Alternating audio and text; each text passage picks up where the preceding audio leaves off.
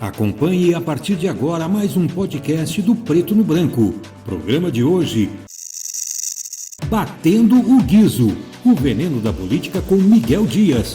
Um oferecimento do Grupo Mantovani, investindo no presente, construindo o futuro.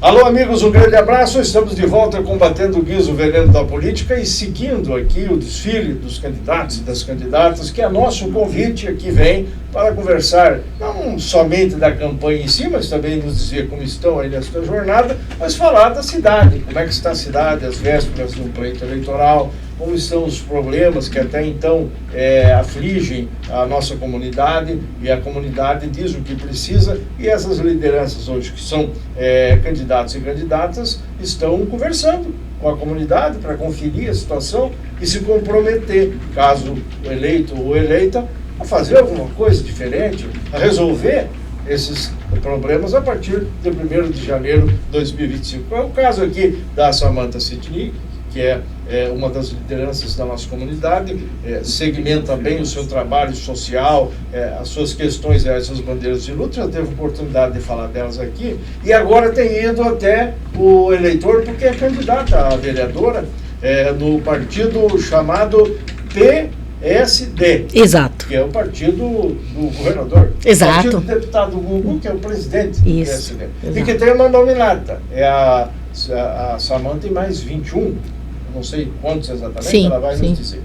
Dito isso, para apresentar a pergunta, já arrumou o terninho para a posse? Eu já estou, mas nossa, tirou da minha boca. Eu que agradeço, sim. Obrigada mais uma vez pelo convite, prazer estar aqui.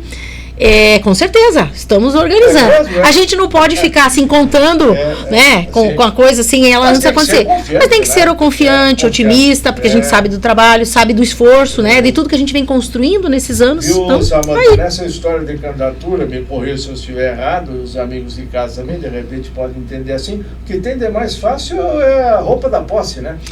Porque é mais difícil, Exatamente. Qual é a sua avaliação da campanha até o momento? Olha, eu tenho tido aí uma campanha propositiva e tenho visto a maioria dos candidatos nessa mesma linha, pelo menos aqueles que estão mais próximos, né, do nosso grupo. Pessoas, todo mundo indo para a rua, indo para a sua comunidade, conversando com as suas bases, com seus eleitores, aqueles que já são eleitos, né? E tentando entender, e pelo menos isso é uma coisa que eu falo por mim, saber do eleitor o que ele precisa. Na hora que eu chego para visitar o meu pretenso eleitor, eu primeiramente me apresento e já pergunto, o que você acha que precisa melhorar aqui na tua comunidade? Que é isso que a gente precisa fazer. A gente precisa ir lá pedir o voto, mas a gente tem que ouvir a comunidade. Como é que eu vou ganhar esse voto, chegar lá na Câmara sem saber o que eu tenho que fazer? Né? Obviamente que eu sei o que o vereador faz, mas com aquilo que o vereador faz, eu vou atender como a minha comunidade se eu não sei o que ela precisa. Você está checando e vendo de perto que a comunidade ela tem necessidades diferenciadas. Exatamente, a gente vê. Pleitos que não são os mesmos, né? Imagina se beleza que fosse numa cidade como a nossa, todo mundo pedisse só aquilo, né? É mais fácil atender, mas não é assim. Não é assim. Você vê que também as demandas são diferentes por segmento populacional, tanto econômico quanto social, e também pelas regiões do município, né? Sim. Nós temos regiões aí com demandas muito específicas. Por exemplo, dentro da saúde, nós temos regiões em que a questão dos postos, o atendimento é muito bom. Outras regiões já com situações caóticas, né? Com pessoas indo 4 horas da manhã ainda, nós temos essa situação, infelizmente, de pessoas terem que ir às 4 horas da manhã para a fila com uma criança autista, com uma criança com deficiência grave, tendo que se expor, não consegue a senha e a criança está sem atendimento. Então, assim, tem chegado... Chega até 4 da tarde, às vezes, quase 12 horas, assim. Isso nós estamos falando do posto, não da unidade de pronto atendimento, né, que são... O posto até que é mais rápido, mas o pessoal se queixa que chega lá e são empurrados para o posto, porque o médico que tinha em férias não tem substituto, é uma situação assim. O pessoal diz o que sobre atendimento médico nas unidades dos bairros? Dos bairros? Então, exatamente isso, de ter que ir de madrugada para buscar. Não são todos, alguns específicos, que algumas especialidades faltam, como é o caso do pediatra, sim, né, ginecologista. Sim. Obviamente que a gente sabe que o profissional que está ali, ele tem que tirar férias, ele tem que sair, às vezes tem uma intercorrência pessoal. Mas deveria ter uma reposição. Exatamente, né? Então isso é uma coisa que o município precisa se antecipar. Ela tem que ter uma programação. A questão é que tudo é baseado em... Esses profissionais são concursados. Então, o município não pode ficar pagando um concursado para ele ficar vamos dizer assim, quebrando galhos ou suprindo. Mas a gente sabe que sempre, pelo menos em um lugar, vai ter um médico de férias. Então faz-se uma organização em relação a isso e você vai ter esse profissional para atender. Aí um negócio interessante, a saúde quebra galho, chega uma hora que o galho quebra, né? Com certeza.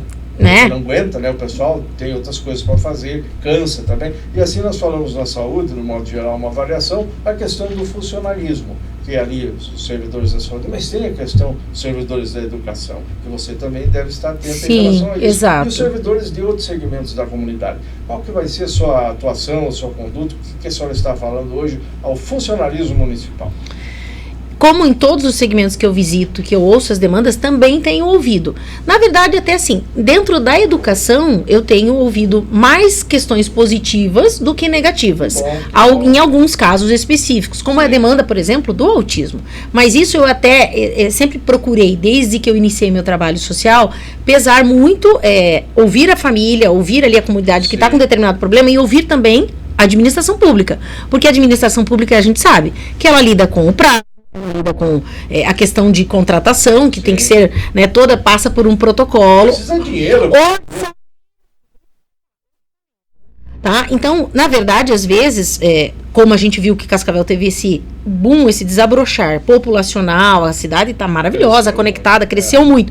Mas, claro, junto com o crescimento vieram as demandas. E nem sempre o município vai ter um caixa, um orçamento, um planejamento. Então, se não tem porquê, como é que está sendo usado esse orçamento? Então, tudo isso fará parte da minha pessoa, né, da Samanta vereadora, caso seja eleita, para avaliar todas essas questões e ver como esse orçamento está sendo aplicado. A fiscalização, que é a função, uma das funções do vereador, né? Acompanhando o programa eleitoral gratuito, onde não são só os prefeitos que falam, os vereadores e candidatos também, eu ouço a Samanta, candidato Samanta, dizer assim: Samanta Sidnick, a voz do autista. O que significa isso? Vai ser só autismo? Só autista que vai preocupar a vereadora? Não absolutamente.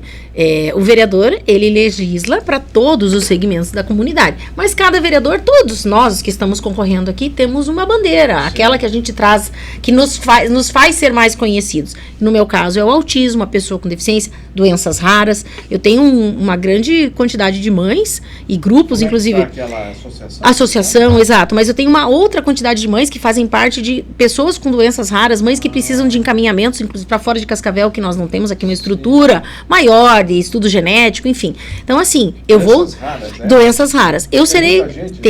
Nós temos aí muitas crianças hoje, não só crianças, adolescentes, outras pessoas, com questões assim que no complexo hoje que nós temos em Cascavel não conseguem um diagnóstico, que precisam de um encaminhamento para um centro maior, para um centro de referência.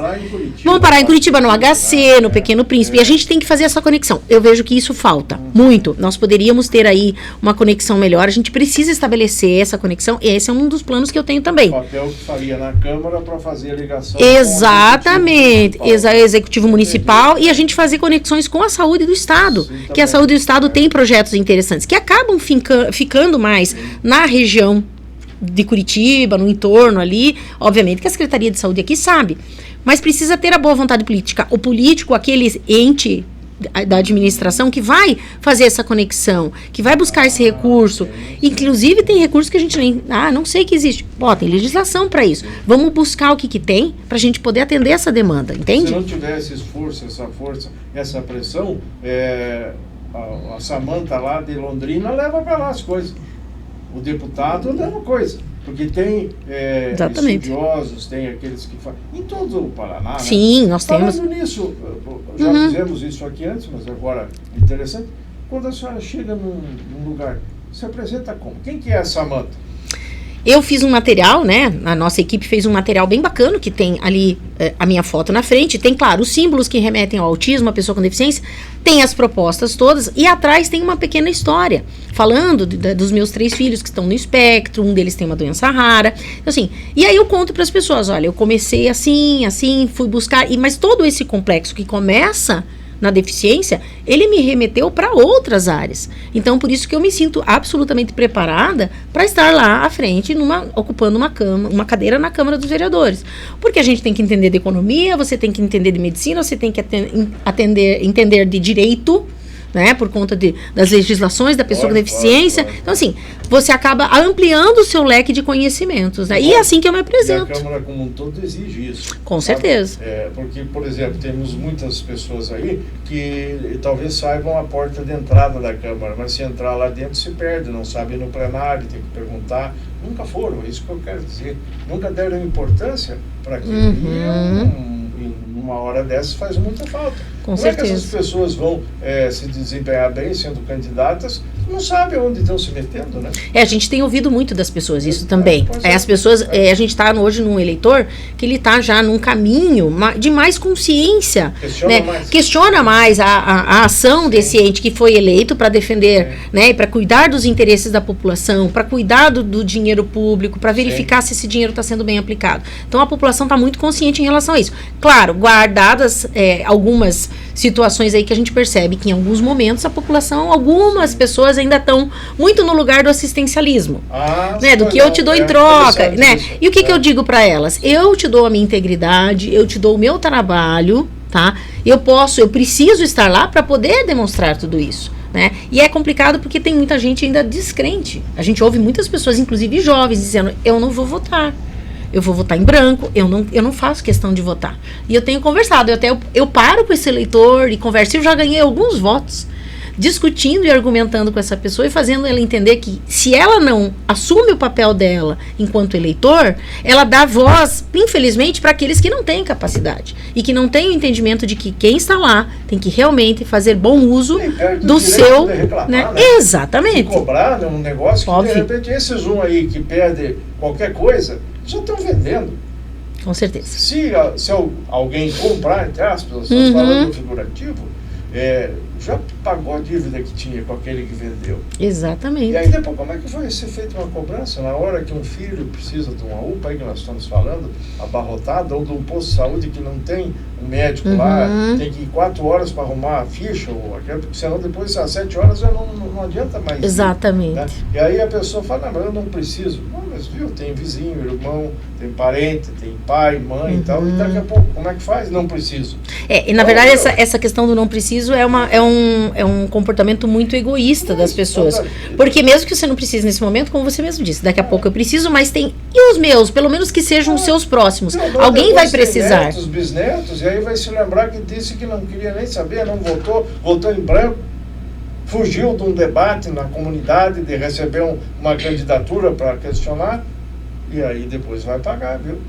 Vai um belo dia, se não for ele, a vizinhança, a sociedade. Com certeza. Então parem com esse negócio de não votar, né? Com certeza, eu acho. Eu tenho falado, inclusive, principalmente com jovens, porque os jovens têm tido esse comportamento. Isso me surpreendeu. Ver um pai, ver uma mãe que também já estão desanimados, desacreditados.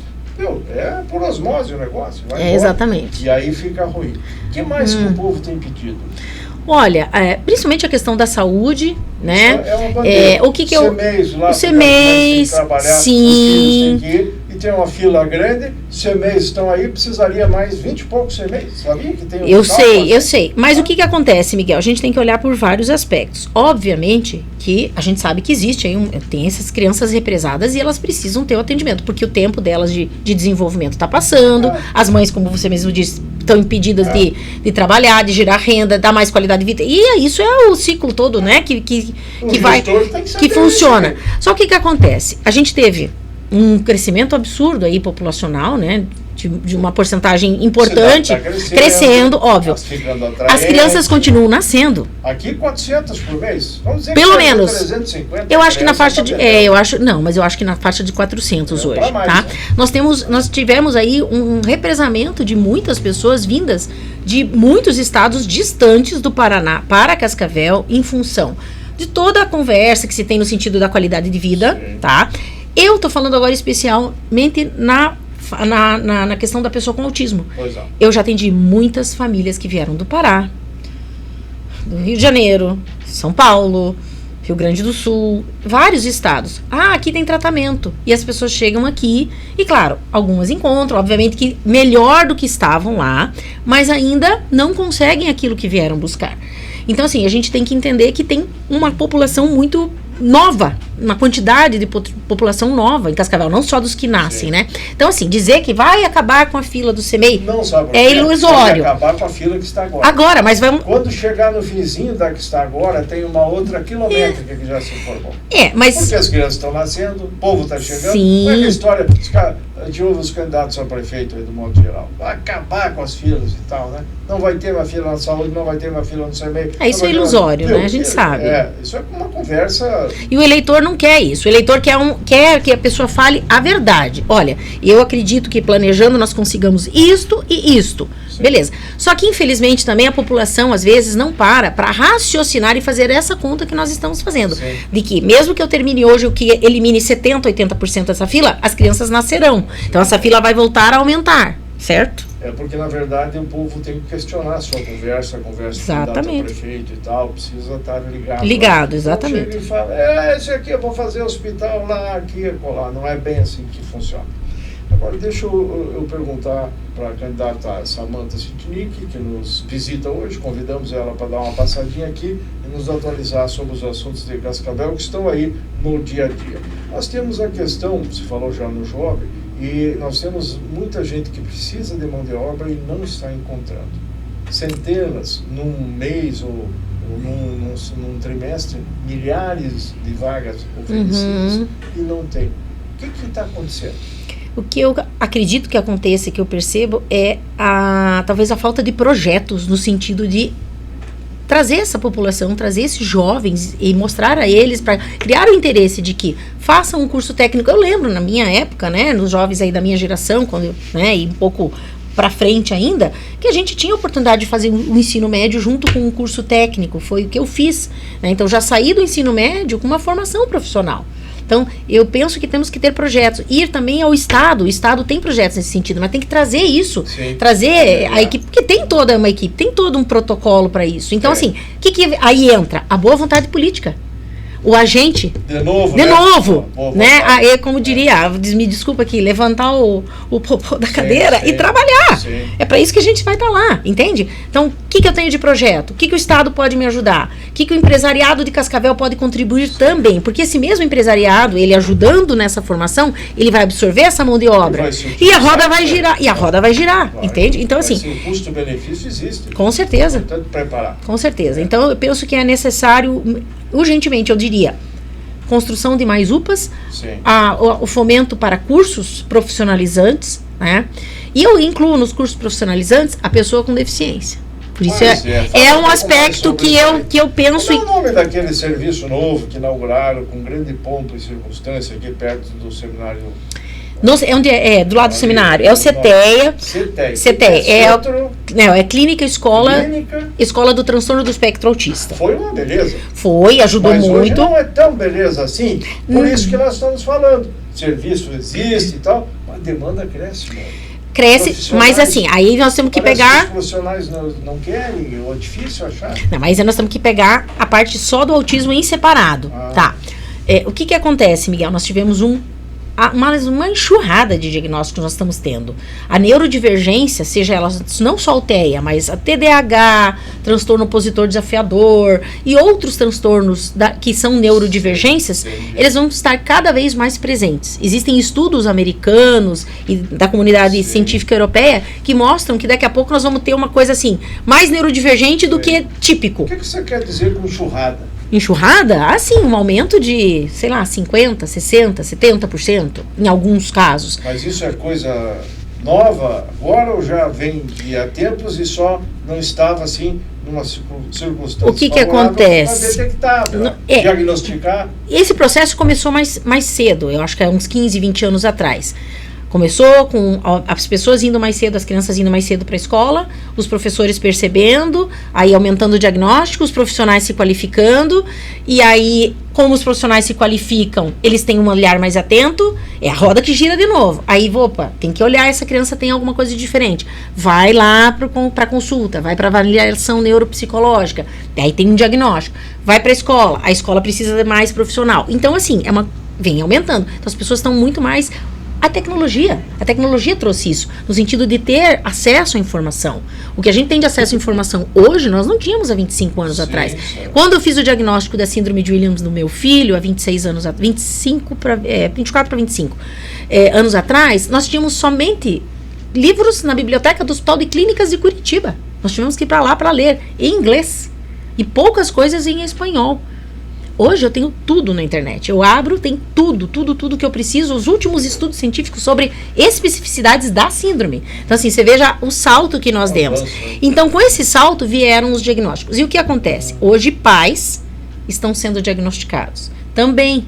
Porque entenderam, vendo no filho aquilo que eles não sabiam que tinham, que sabiam que tinham algo de diferente. Pode entende? acontecer de um adulto de 30, 40 anos, 50 anos até, de repente, ser diagnosticado? Depois de uma vida inteira? Com certeza. Nós estamos tendo muitos adultos diagnosticados. Muitos. E as pessoas também se despindo do preconceito de chegar e vir a público e dizer, eu sou neurodivergente. Entende? Sim, porque enquanto você não fala daquilo e aquilo é uma coisa poucas pessoas dizem que são, eu tenho medo de dizer, porque como é que vai ser a reação das pessoas? Porque o ser humano tem isso, que tudo que é diferente... Quer dizer que aí o preconceito, eu tenho medo. O preconceito já é dentro de casa. Não diria para dentro de casa, mas falar, assumir, sair e tal. Não, mas eu digo até em sociedade como um todo, entende? Sociedade existe, né? Muito, infelizmente. Uma pessoa assim, com esses problemas, e muita gente está cortadinha de volta. Mas cada vez mais os pais também, e a gente até como pais, o que eu vejo? Quando alguém fala de uma forma, por desconhecimento, de uma forma que pareceria preconceituosa, eu devolvo e eu esclareço para a pessoa. Porque às vezes a pessoa até usa algum termo, alguma forma de falar. Por desconhecimento. Então, o conhecimento é que vai levar a gente a melhorar a qualidade de vida, né? E acaba entendendo e acaba... Exatamente. E aí cessam esses preconceitos, essas ideias erradas que você tem a respeito daquele assunto. Sobre isso quando visita já o pessoal agora. Falo muito. Não é uma visitinha de candidato, tem que sentar. Não, mas olha... Não fala nisso aí em 5 minutos. Não fala, mas as pessoas estão muito ligadas, Miguel. Elas querem informação também. Isso foi muito bacana. E, inclusive, eu vou te contar que eu, nas minhas andanças, achei aí pessoas que tinham acabado de fazer diagnóstico de alguém da família. Poxa, eu não sabia que existia associação em Cascavel, que bacana. Então, assim, é um aprendizado. A campanha eleitoral, a caminhada eleitoral é um aprendizado diário. Mas em relação à minha pauta, que é a pessoa com deficiência, é mais um aprendizado ainda. Veja que nota-se a falta de informação da sociedade, e quando se diz que a sociedade peca muitas vezes, não é porque ela gosta do pecado, é porque não sabe.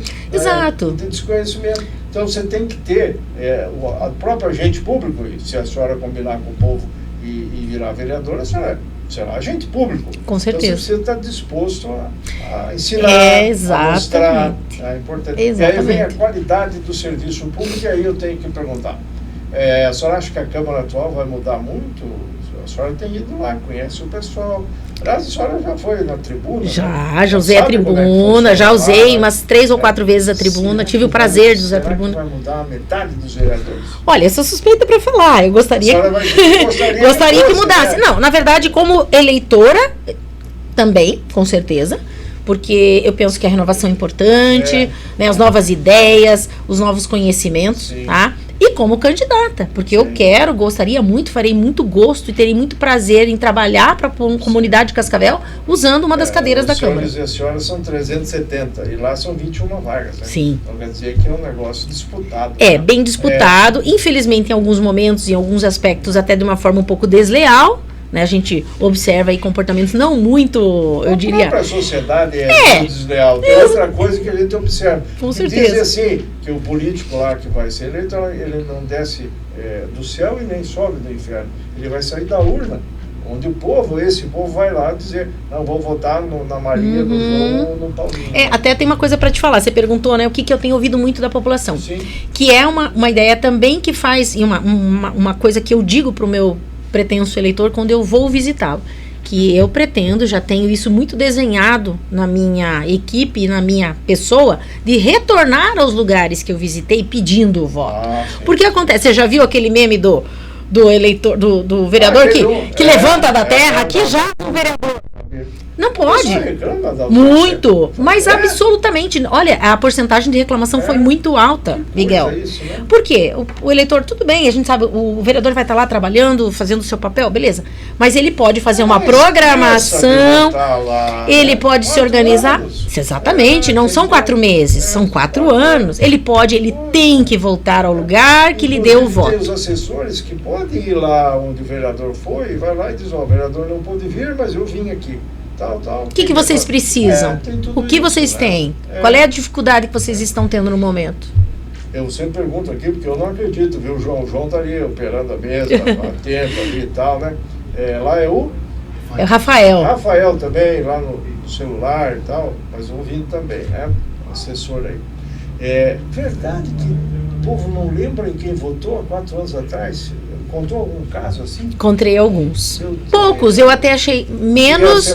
Eu achei que seria mais. Eu achei menos do que das outras vezes. Isso é espantoso. Isso é espantoso. Você sabe que isso é uma coisa cultural do Brasil. Cultural do povo brasileiro, eu percebo, né? E o que acontece? Esse esquecimento faz com que ele não acompanhe aquele vereador que ele votou. E se ele acompanha, ele pode cobrar, né? A senhora em plenário vai atuar, então, de forma que quem votou, ou mesmo a comunidade, não esqueça da senhora como vereador. Não. Pretende marcar território. Com certeza. Qual o projeto que tem, assim, que pode aqui... Já passou meia hora. Já estamos extrapolando. Mais 5 minutos aí, viu, João? Para nós terminar aqui. Que projetos a senhora acha que pode ir lá apresentar, convencer seus pares e tal, trabalhar com o prefeito? Se não for o seu prefeito, que é o candidato é o 22. O 22, o senhor Renato Silva. Mas se não for ele, e for o 13, a professora Lília, ou outro aí dos dois, o 11 do Pacheco e o 45 do Edgar, eu tenho que falar os 4, porque antes ficou bravo, né? Sim, com certeza. A senhora vai ser uma vereadora ferrenha de oposição e tal, não está aqui, papá, a senhora como é que vai conduzir isso aí? Eu sou uma pessoa conciliadora. Eu sou uma pessoa conciliadora. Não óbvio. Briga, assim, não, quando for muito, uma coisa que seja realmente, que a olhos vistos, muito díspare, que esteja fora de um bom senso, obviamente que eu vou me opor. Mas sendo uma coisa que pode ser conversada, não no sentido de fazer acordo, mas no sentido de que todos sejam beneficiados, vamos ver como a gente pode resolver. Eu acho que falta muito isso hoje no cenário político, né? Porque às vezes as pessoas preferem ficar mais no embate e o embate acaba tomando a proporção. Não, e acaba ocupando o lugar daquilo que. Exatamente, daquilo que realmente deveria estar sendo discutido. E não é por aí, porque daí você perde o foco. Entende? Então, precisamos da conciliação. Independente do prefeito que esteja lá, vamos buscar aí a questão medicamentosa para as nossas crianças. Nós temos muitas pautas dentro da saúde, muitas lacunas, que a gente, inclusive, já, enquanto associação, a gente já encaminhou ofícios e tudo, mas agora, enquanto agente público, o nosso poder de inserção e de chegar no local e na pessoa correta, para que a gente consiga resolver o problema, é muito maior. A senhora vai precisar para aprovar um projeto simples de 11 votos, o seu mais 10. Exato. Então tem que estar em sintonia. Com certeza, né? com certeza. Começar com picuinha. Não. Isso é muito ruim, né? Isso é prejuízo para todo mundo e, em primeiríssimo lugar, para a população. Muito bem, antes de deixar a senhora falar um minuto final aí para fechar, a senhora está preocupada com Israel? Um pouco, né? Minha família mora lá. Nessas últimas horas. Tomou uma proporção. Bomba, míssil, a gente vê na TV. A senhora tem. Tenho. Acabei de falar há pouco com uma prima que mora lá, que tem 2 filhos que estão no exército israelense, então a gente está sempre aí. A senhora tem um conhecimento também nessa comunidade. Tenho, porque sou de origem judia. Sim, com muito orgulho. Também está convidando esse pessoal para aderir a nossa... Sim, estão aqui em Cascavel? Nós temos, na verdade, assim, uma ou outra pessoa que é simpatizante, mas um judeu praticante eu não conheço aqui. Tínhamos uma família que foi embora para o Rio de Janeiro há 4 anos. Então, mas estamos aqui, conciliando. Temos também guerras aqui nossas, né? Exatamente. Nós vencer e o vereador pode ajudar também. Com certeza. Inclusive na questão da violência, de drogas, tudo, a senhora está atenta a isso também, né? Absolutamente, é uma pauta que é muito importante, inclusive está no meu material, que é a questão do pessoal em situação de rua e que linka com essa questão do uso do entorpecente, da bebida alcoólica. Então a gente precisa de um programa que faça um acompanhamento mais longo, mais efetivo. Não se, eu levo lá, faz alguma coisa, toma um banho e come, já está na rua. Não pode. Mas tem a legislação que protege eles, se eles disserem eu não quero. Exato, não vou, o que eu não concordo, infelizmente. Essa é uma legislação federal. Federal, exatamente. Mas, de repente, tem como a gente... Exato, a força é a boa vontade política entra aí de novo. Tá bom? Muito bem. 1 minuto, pessoal. Então, o que eu quero dizer, Miguel, que eu sou uma pessoa responsável, dinâmica, trabalhadora e comprometida. Sou muito disciplinada, desde muito cedo, até esses dias a gente soltou um vídeo que meu pai fez um relato, e é meu pai, tudo bem, mas quem me conhece melhor do que meu pai e os meus filhos, a minha família próxima, né? Eu sou muito direcionada, quando eu tenho uma programação, um planejamento. Obstinada, é isso, você usou a palavra correta, obstinada. Então assim, o meu compromisso será com a comunidade de Cascavel. Eu não posso dizer, vou fazer isso, aquilo, porque eu estaria indo contra os meus princípios, porque a gente não pode prometer aquilo que não está sob a nossa jurisdição, mesmo porque o vereador ele tem uma jurisdição, nós temos, não podemos fazer uma interferência nos outros poderes. Estudado o regimento interno, lei orgânica. Sim, tudo, para saber o que eu posso e o que eu não posso fazer, exatamente. Tá? Então, inclusive estou estudando ciência política. Estou cursando ciência política. O ano que vem eu me formo.